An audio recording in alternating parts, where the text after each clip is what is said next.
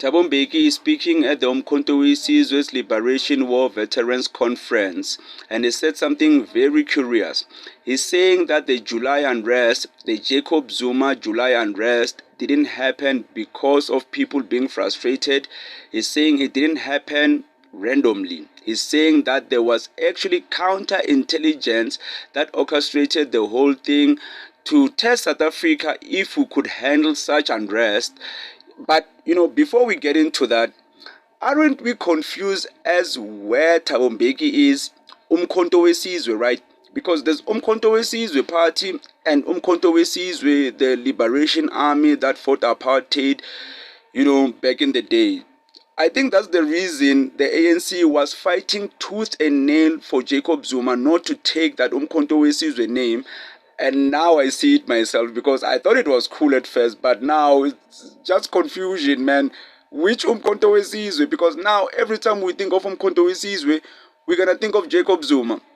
And that's the reason I think Jacob Zuma was actually sponsored by Rob Hassoff with Umkhonto weSizwe, because only a European would cause such confusion. But anyways, let's go back to what Thabo Mbeki said.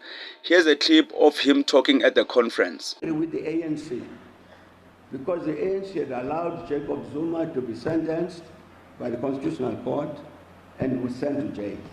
And the people were so angry, they stood up in solidarity with Jacob Zuma. It's a lie. A complete lie. What happened, comrades, was the counter-revolution decided to test its strength. I think the July unrest was caused randomly, man. Like, this is typical South African stuff. Do you remember the 2008 xenophobic attacks? I mean, that was random, but not really random. There was a lot of people and a lot of frustration at that time when it comes to illegal immigration. And when it comes to South Africa, when you have a spark and you light a matches, it just goes through the whole country. Like, it's just the way it is. We've seen it before. It has happened so many times.